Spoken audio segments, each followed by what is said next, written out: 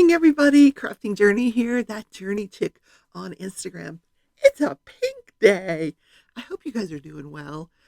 And let's put the microphone a little closer. Hello, hello, and welcome to the show. Okay, I digress. Hey, don't forget to hit the like button and then buy him a sock loom and tell him, hey, it's easy. Also, subscribe if you're interested in the Crafting and Crime segment, and hit the notification bell so you don't miss a single episode of Crafting and Crime. Don't forget, I number every episode, and each trial is playlisted. Yay! Yay! It's not Friday yet. It's only Thursday. Oh my. Okay. I feel like I was watching the CMAs, one of those MAs, music awards, country music awards. And the girl was singing like this on the microphone, and her lips kept touching the microphone. And I thought, my sister and I are like, why is she doing that? I don't know. So I will not be putting my lips on the microphone because that's gross. Yeah, I got my coffee. I am dressed. I got some new clothes. I am pretty in pink. This hat caused me so much angst. It's a loom hat, but it's my favorite. It absolutely is. But after Craft With Me Wednesday last night, where I learned to do the cast on part of the sock, more to come. Yeah, I have a video to watch now, a couple of books on the way from a dear subscriber on loom knitting socks. But what I did afterward was I was like, I haven't loom knitted in so long. So I pulled out the loom that I started when I was at the retreat. I was teaching how to loom knit, and I had started a hat and just had never picked it up again. And it's gorgeous yarn. So I went in the bedroom to listen to the trial and just loom knitted for several hours. And I have a beautiful hat started. It's maybe about halfway done. Yeah, the brim is done. I could end it now, but I want to make it like a stocking cap. I'm crocheting a stocking cap. Now I'm loom knitting a stocking cap. We'll see which one we like best. So good. Okay. Planner. Let's see what's going on in the planner world. I got another bill, so I put that in, tucked it in here. Okay. Here we go. It is Thursday. So yes, I am going into the office today. So I had put it's a work sticker. There's like a little desk there. Yeah, I love stickers. I'm like a little kid with the stickers, aren't I? All right, we got a pen. Today is Veterans Day. Yes, Veterans Day. And in history, we're going to talk about Louisa May Alcott. She wrote Little Women. We're going to talk a little bit about her later on in the show. Stick around for that. No bills today. Did I order anything? I did not order anything yesterday. Trying to think. I got my clothes in. I ordered like a couple of dresses. One of the dresses I gave to my sister because it's a little large on me. And she looks so cute in it. And I have a couple of yarn orders on the way. Oh my gosh, Diamond Art Club is trying to do it to me again. They came out with another Gary Patterson, and it's so cute. Oh my word. Super, super cute. Where are the cats? I worry that they're up to something when I don't see them, like children. Yeah. Okay. So we're going to work today. After work, oh my gosh, here's what I got to do. I have to go buy Stitch a leash. He has been sneaking out of the house. Every time my sister opens the door, he goes out. And so we're going to try putting a leash on him and letting him go out with her when she goes out to smoke a cigarette and see if that satisfies his need to be outdoors. Didn't really plan on him being an outdoor kitten. Pearl has shown no interest whatsoever. But Stitch, man, he wants out there so bad. I'm tempted to let him because, he's so rambunctious in the house. He really is. So yesterday I worked on a lot of this part here of the painting. There was a lot of 820. I don't know if you can see it. See all that 820 there? Yeah. Dark blue. Let's turn the light pad on. Oh, I put the light pad back on the table. I guess we're not diamond painting today. Well, I could do some of the brighter colors because I can see them pretty good.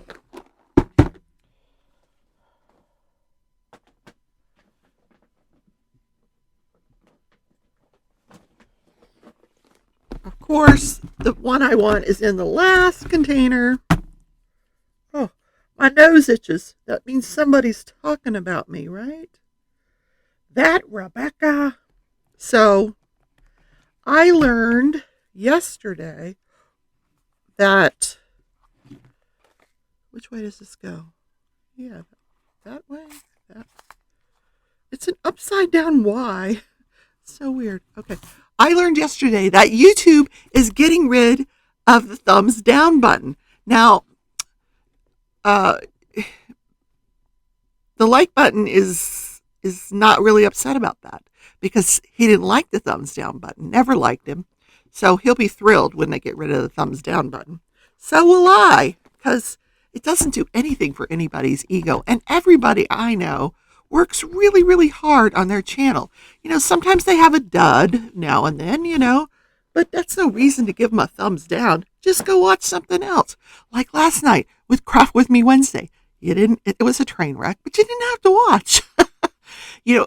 Craft With Me Wednesday is designed to show you me learning another craft or another pattern to something that I already know and just kind of watching me work my way through it. And sometimes there's fun in it. Sometimes there's angst. You never know what's going to come out of that. But don't give me a thumbs down. I mean, just don't watch, for heaven's sakes. So I'm glad they're getting rid of it. I really am. Anyway, that's all I'm going to say about that. Today is Veterans Day. Yes. Thursday. So the reason we're celebrating it today is because it aligns with Armistice Day, which was the 11th hour on November 11th. So 11/11/11. Yeah, so we always celebrate Veterans Day on the 11th. Now, it is a federal holiday, which probably means there's no mail today. Yeah, darn it. Do I have anything sticky in here? Let's use the DAC Heart Wax. Nothing wrong with that. Cat hair on the painting. Oh my goodness. Okay. I know I'm expecting a couple of things in the mail. And I sent out a couple of things in the mail. Well, you're not going to get it today because it's Veterans Day. So I have so many veterans in my family, just in my immediate family. In fact, this weekend, Saturday, we're going to do something to get together, my son and his family and Jean and I, because my grandson, it makes me feel so old, but I'm so proud of him. He is going in the Air Force and he leaves for training on Monday. Yay, Kaleo. He's 18 years old. He graduated from high school last year.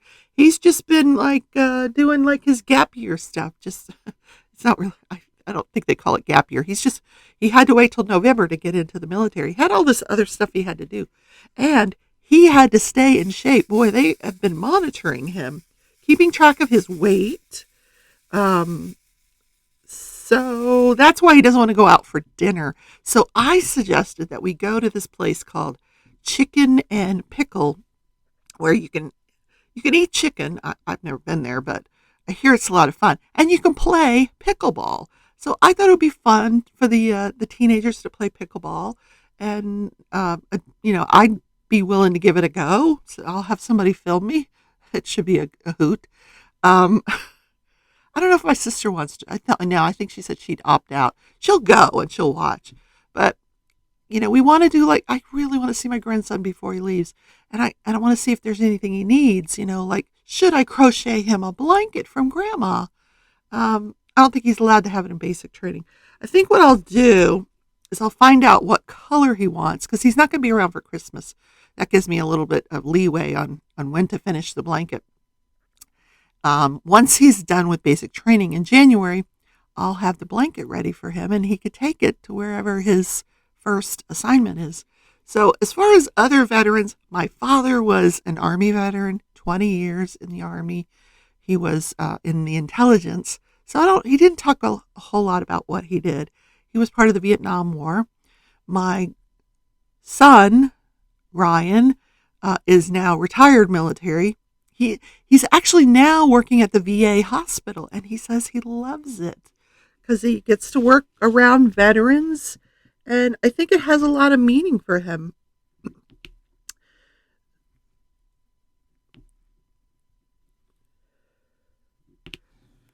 Now, who am I forgetting? My uncle was a veteran. He is now deceased. But three generations. Three generations. My father, I think it skipped a generation. Yeah, my father, my ex, no military. He was a police officer, but never went into the military. So it skipped a generation. So my father, my son, my grandson. So three generations still in the armed forces. Yay! Ryan was Air Force. Dad was Army. Kaleo is going the Air Force. Yay. I would not want him in the Marines, or, I don't want him to be doing combat. In the Air Force, I'm comfortable that he'll learn a skill that will translate to the outside world that doesn't require a weapon. Yeah. So if you have a veteran in your family, today's the day to thank them for their service. There are a couple of other days that we recognize the veterans. Memorial Day is the day where we recognize deceased veterans, those that died in the line of duty. And is there another day? There's one other day, I think. But anyway, today is the day we celebrate all veterans. And they should be celebrated. Oh my gosh, the suicide rate amongst veterans right now is just crazy. The PTSD that they are coming back with from, Iraq, Afghanistan, especially Afghanistan. My son was in Afghanistan, and I didn't worry about him dying or anything like that, because he really was not in combat. He was on the electrical team, but he would assist in them, putting up permanent housing in Afghanistan, because they didn't know how long they were going to be there. So they really were setting up permanent structures. But I worried that whatever he might see would change who he was, would change his personality. Thank God it didn't. My son is he's a joker. It didn't change him. I am so blessed that it didn't change him. And I celebrate that. But a lot of people, it did change. And they come back and they suffer from this PTSD, and they're not getting the help that they need, and they end up killing themselves. It's so sad. So if you know a veteran, spend some time with them. Let them talk to you. You never know if you might be the person that interrupted their plan. You never know. So anyway, that is all I'm going to say about that. You came here for crafting and crime. Wow. Yesterday, I'm listening, I'm working because I have my computer here, and I'm typing away, and I've got the, stop talking about me. My nose itches. I've got on my iPad the Ahmad Armory case going. And there's always a live chat that goes along with it on the Law and Crime Network, which is what I listen to. And I see in the live chat from the moderator, she's like, oh my God, the Kyle Rittenhouse judge is just going off on the prosecutor. I'm like, whoa. And people were like talking about it. So I'm like, I paused the Armory case, and I have not been covering the Rittenhouse case, but I thought, let me go see what's going on because I am curious. I'm nosy. I'm that nosy neighbor. So I sneak over to the other courtroom, which is Law and Crime has 3 networks. So I go to the other network where they're covering the Rittenhouse case, and I rewind it because Rittenhouse was on the stand. Kyle Rittenhouse took the stand in his own defense, and I thought, I got to see this because this rarely happens that a defendant takes a stand in his own defense. So I kind of knew what this was about. He went to a protest. I don't even know what they were protesting. I have no idea. In Kenosha, wherever that is. Is that Wisconsin? I'm not sure. So he and his buddy, well, let me back up a little bit. So he takes a stand and he's telling this story. And I don't know if this is what he looks like in normal life, but he looks like this clean cut, nice, all-American boy. He's only 18. He was 17 at the time that this took place, but they have charged him as an adult. He is charged with first-degree murder of 2 individuals and attempted murder of another individual. So here's what happens. He and his friend, and I forget the name of his friend, they go out one day, and his friend's got this rifle, and he's like, oh, I like that. I want to get one of those. So, but he's not old enough to buy the rifle himself. So he gives the money to his friend to buy the rifle because he knows he can carry a rifle, but he's not allowed to buy a rifle. This is what's in his head. It's not true. And the reason he thinks this is because he's been out hunting before, and when they ran across the forestry people never said anything, because we all had rifles. We were hunting, and they never said I wasn't allowed to have one. So, I don't know. Anyway, that's why he's thinking this. But he tells his friend, his friend buys this AR-15, and they're like, why did you buy an AR-15? Well, they were out of the regular rifles, and this one looked really cool. And he didn't want a pistol because he knew at 17 he was not allowed to carry a pistol. Now, why would you, the prosecutor even asked him, why would you think you could carry a rifle, but you can't carry a pistol? I don't know. I had the same question. So I digress. So his friend has a gun safe, so he lets his friend keep the rifle in his gun safe. So, and then he goes back home. Well, this particular night, he's spending the night with his friend. They turn on social media. They see that these protests are going on. Now, he's in his spare time, Kyle is a lifeguard at one of these recreational places. And he is a volunteer cadet at a fire department where he's learning some medical skills. And he does have he knows how to do CPR. He knows basic first aid. So he decides he's got this big orange pack of medical supplies, and they take their guns, their rifles, and they're going to go down there and they're going to see if anybody needs help. Not a great decision on his part. So they go down to Kenosha, but first they stop off and they buy slings for the rifles. And he explained the reason he did this was so that if he had to help somebody, he could roll it towards his back, I guess, and it would be a more comfortable position for him to help the people. Yeah, I don't know. But the first stop they make is at some graffiti, and there's pictures of them there, him and his friend and all these other people, and they're painting over some graffiti. Then they go over to this car lot where they know that the night before there had been a lot of activity there. The one whole car lot was burned down. The owners had 3 different car lots, 1, 2, and 3, but number 1 was just burned out. So the owners tell them, if you want to help people, you can go over to car lot 2 or 3. So they go over there, but they don't stay there. They decide, he decides he's going to walk around, see if anybody needs help. And he does describe that he helped a woman who had hurt her ankle, and he wrapped it for her, and a couple of other things. But they run into this guy named Rosenbaum. Now, he doesn't know the guy, but the guy threatened to kill him twice. Like, if you come near me, I'm going to kill you. I don't know why. I don't know what prompted that.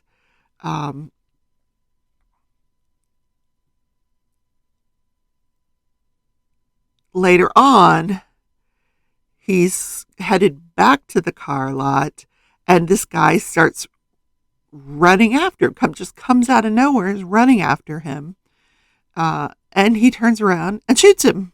Now, I may be paraphrasing this a bit. I don't know this case that well, but 4 times. Yeah. Boom, boom, boom, boom. Shoots him. Dead. I don't know if he knew that he was dead, but he shoots him. He's like, oh my God. But he said, I was defending myself. This guy was coming after me. He had already threatened and said he was going to kill me. So I was just defending myself. So he decides he's going to go turn himself in to the police. So he's trying to find a police officer to turn himself into. He finds a police officer, and they say, you need to get out of here and go home. You don't need to be here. I don't know why. I don't know. It was a strange encounter. Then later on, he's headed back to the car lot, and this guy comes up and tries to hit him over the head with like a baseball bat, swing at him with a skateboard. So the first blow gets him, and he goes down to the ground, and then the guy's coming at him again with the skateboard. So he shoots him, kills him. And then there was another guy that was armed, and at first he had his hands up, but then one hand had a gun, and then he brought his hands down. He pointed the gun at Kyle, so Kyle shoots him. Now, I think this is the one that didn't die. I'm not sure. But in any case, 3 people. Bottom line, he should not have been there that day. So while he's testifying, the defense attorney asked him, so what happened that night? Going back to the Rosenbaum part of it. And he's like, oh, like he breaks down, like he's sobbing. And like my heart went out to him. I'm like, oh my God, my heart was breaking for this kid. He's just a kid. And they said the jury was, obviously sympathetic as well. They clear the courtroom so he can settle down. Even the judge is like, here's a bottle of water. Here's a tissue. So then the prosecutor gets up to cross-examine him. And he starts this line of questioning about, so you've had all this time to hear all this testimony and you haven't said anything. And now you want to come in here and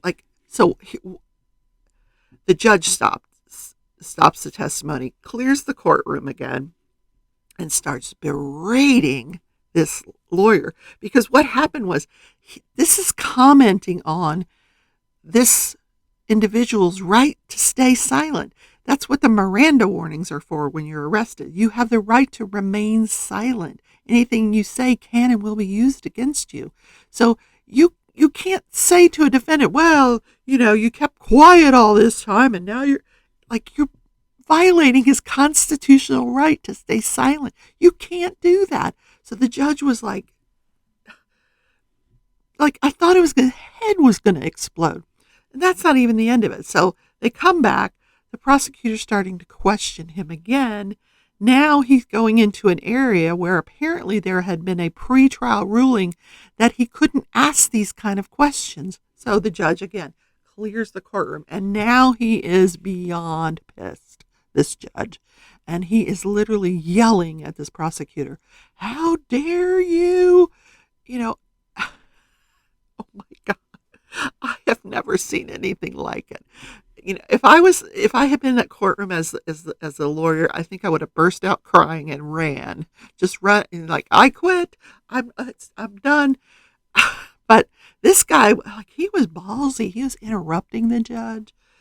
At one point, he says, "I want to make a record. I wish people would, because the court reporter was trying to tell him, you and the judge are talking over each other. I'm trying to make a record here of the poor thing." And he's like, "I want to make a record. I don't want to be interrupted." And he's telling this court reporter and the judge. So I would appreciate if I could say something uninterrupted. I can't believe the guy didn't throw him in jail. But the defense attorney asked the judge, I'm moving for a mistrial with prejudice. Now, with and without prejudice have meanings. When someone says with prejudice, it means it can never be brought again. You can't try my case again. Now, if it's without prejudice, it means the prosecutor can refile. He can try the case again.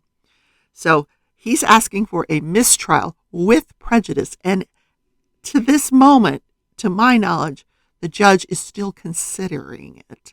Now, I don't know if I would think this is a day that after the court ended, they all went to a bar, had a drink, including the judge, and maybe calmed down, and the judge has a chance to think through what actually happened and whether it does amount to a mistrial. I think it probably does. You have really tainted the jury at this point. You really have. In any case, I did not get to see I have not seen other witnesses. I don't know the complete story because clearly there were 30 other witnesses that I didn't see. So but my heart went out to this guy. If I had been a juror and seen him breaking down, his mother's in the pews, she's sobbing, like, I would have not guilty, let him go home. But I don't know the whole story. So, okay, let's talk about some other stuff.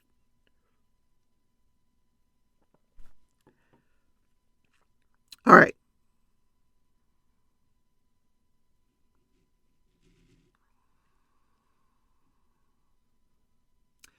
The Donald Hartung case.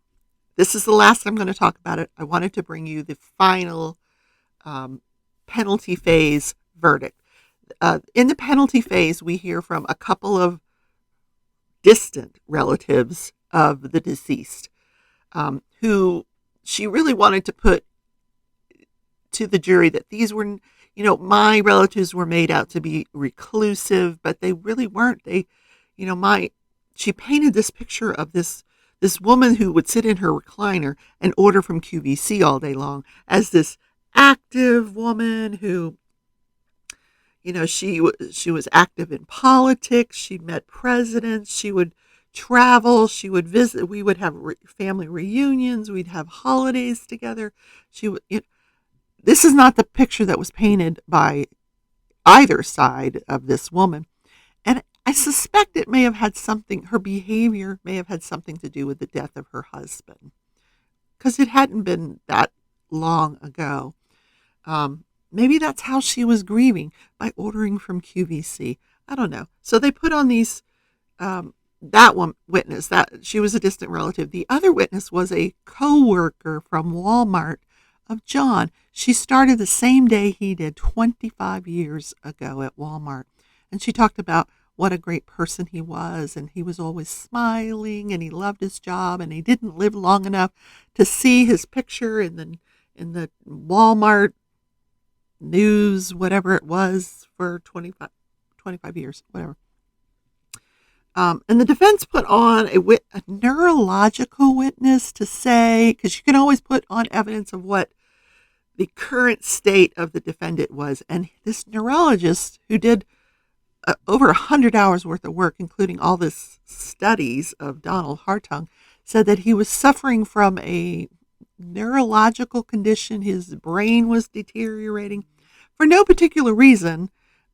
His brain is atrophying and he's not thinking straight. Okay.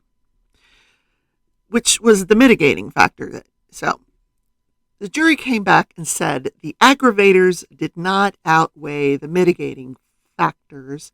And bottom line is they said no to the death penalty. So he got 3 consecutive life sentences. No death penalty in this case. I need to do some diamond painting. Diamond painting. Diamond painting. I gotta go to work today. Gotta go to work. Work. Okay, so let's go back to the case of the Three Stooges. The Ahmad Armory case. So, yes, I have lovingly nicknamed it. So they put on the lead detective. He was the lead detective up until the point that the Georgia Bureau of Investigation took over the case. He was the lead detective. And one of the things that he did was he interviewed Mr. Gary. I finally learned the name of that third guy, the third stooge, Mr. Gary. And also significant with this interview is he never used the term citizen's arrest, detain, nothing like that. His goal, I guess, was just to stop this guy from running so they could see what he was up to. At no time does he communicate to the McMichael boys, the other 2 stooges. There's no hand gestures. He doesn't testify to anything like that. He doesn't contact them on his phone. He did turn his phone over. They got a search warrant to search his phone. He turned his phone over so they could get the video, they could get anything off that phone that was related to this case. Now, later on, we'll hear from a forensic expert about what they found on that phone, including the video. But he testified that he was standing in his, he didn't testify. He during the interview, he told this detective that he was in his garage working on his Porsche when he saw this black guy run by. And then he saw the McMichael's truck going after him. Now, he was friends with the McMichaels. They were his neighbors. They would talk to each other in their driveways, but they didn't have each other over for barbecues or anything like that. They would just chit-chat in the driveway or at the mailbox. They had one of those, the post office now, they're doing this community mailbox thing to a lot of people where you have to walk down the street and there's a group of mailboxes. Well, they did that to these in this neighborhood. So they would meet at the mailbox and they would all talk. And this guy knew Mr. English, the owner of the property where the house was being constructed. And Mr. English had showed him video of a black male in the house on several occasions. Now, he could not say during the interview whether that black male was the black male that was running by. He didn't know. He wasn't sure. But it crossed his mind. Hey, is that the guy? So he gets in his truck and he's going to go after them. Then he remembers, I don't have my keys. So he has to get out of his truck, go back in his house, get his keys, get back in the truck. So now the 3 of them are, he said, I joined in. That was his interview words. I joined in. That statement's going to kill him. Yeah, his whole defense just got, and they objected. He didn't say that. Well, yeah, he did say that. It's on the transcript. They have, the interview is filmed, but there's a rule in Georgia, and I've got to look it up. I'm not sure if the defendant, they don't show the interview because perhaps the defendant is talking about something maybe the McMichaels said, the co-defendants, which is hearsay. Now, if an officer interviews the McMichaels or someone else, they can testify what that was said to them by the defendants, but you can't have another person, a lay person, testify about what someone said to them. Apparently, I don't know, something like that. So, in order to keep other hearsay out, they just make a transcript of the interview and read portions of it. It's the strangest thing I've ever seen in a courtroom. It's exclusive to Georgia, apparently. So he joins in, and he describes how he ran him off into a ditch at one point. But on 5 separate occasions, he describes where he was and how he angled his truck to try to corner him. And he also describes at one point that Ahmad, he didn't know he was Ahmad then, but Ahmad actually tried to get in his vehicle. So they actually pulled a palm print and a thumbprint off the side of that door. So we'll hear later on from forensic people whether that was actually Ahmad Arbery's thumbprint and palm print, and did he really try to get into that truck? Maybe he thought the guy was there to rescue him. I don't know. I don't know. Now, interestingly enough, after the interview of Mr. Gary and the McMichaels, all 3 of those people were allowed to leave and go home. At no time were they suspects. They were just being interviewed. Mr. Gary was being interviewed as a witness. The McMichaels, even though they had committed this act, all 3 were allowed to go home. Now, I don't know at what point they were arrested. I haven't heard that yet. I think it's after the video comes out, because someone leaked that video and it goes viral. It's after that they all get arrested.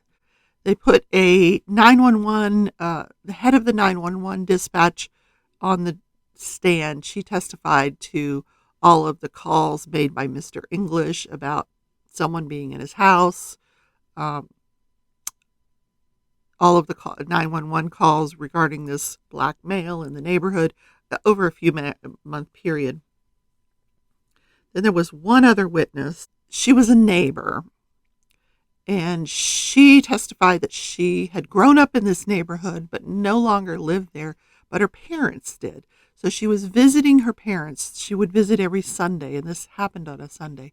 So she was visiting her.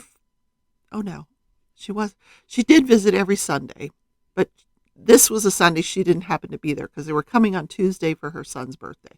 So she was on the phone with her father, and her father was describing to her, what was going on in the neighborhood, that there was this shooting and, blah, blah, blah. And all of a sudden her father says, "Oh my God."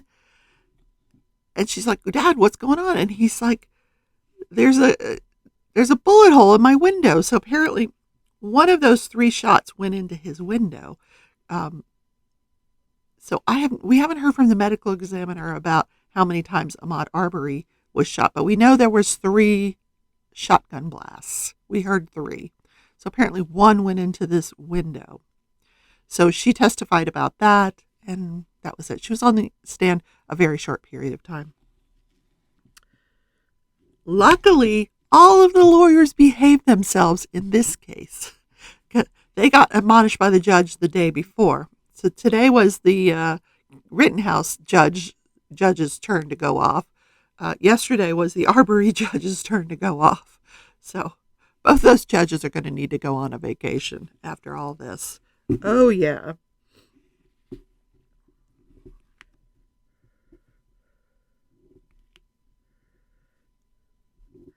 Now, even though I am not covering the Rittenhouse case, if you are watching it and you have a question about something that's going on that you might not understand, please feel free to message me and ask or leave a comment, and I'll be happy to, see if I can answer it to the best of my ability.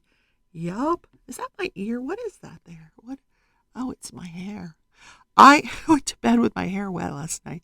At 2 a.m, I decided, hey, I'm going to go take a shower. I don't know what was going on with me. I'm going to be so tired this afternoon. What time is it? I don't even know what time it is. I got to go to work. Oh, all right, let's do this day in history.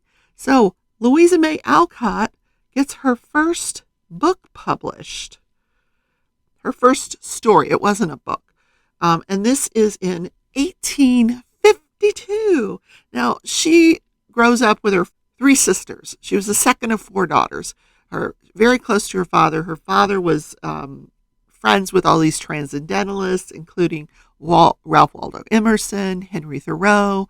So this is the environment that she grew up in, and so she was very much encouraged to be herself, and she liked to write.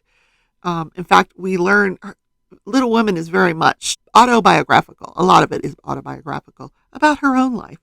But she publishes The Rival Painters: A Story of Rome. Now, later on, she's asked by her publishers to write a book for girls. So she's not thrilled. She's like, okay, I'll do it. So she puts her heart and soul into this book, Little Women, and it was a series. It was a huge, immediate success. But then she goes on to write Little Men, An Old-Fashioned Girl, Eight Cousins, Joe's Boys. They were not as popular as Little Women, but they still did well, and they still do well today. Kids read these things and love them. I mean, I can tell you, Little Women, it's an amazing story. Now, here's where I'm not going to lie. I've watched the movie a bunch of times. I don't know if I've ever read the book. I'm sure I have when I was younger, but it's just a great story. So she was very close to her father. She became a strong supporter of women's issues. Her father dies March of 1888. She dies 2 days after her father. Aw, isn't that sad? Yeah, Louisa May Alcott. First published. Yeah, she was born in Pennsylvania and spent most of her time in Concord, Massachusetts, where it's probably snowing today. Jen went live yesterday. She said they were expecting snow. I'm so jealous. Now, I know it's cold out here today, but there's no snow, which I'm very jealous about. And I have been babbling on for 40 minutes. It's a long show today, but I hope you enjoy the content. Don't forget to hit the like button. Don't forget to subscribe. If you made it all the way through and you're not subscribed, hit the subscribe button and hit the notification bell so you don't miss a single episode. And guys, I will see you tonight or tomorrow or whenever in the community. I love you all. Bye.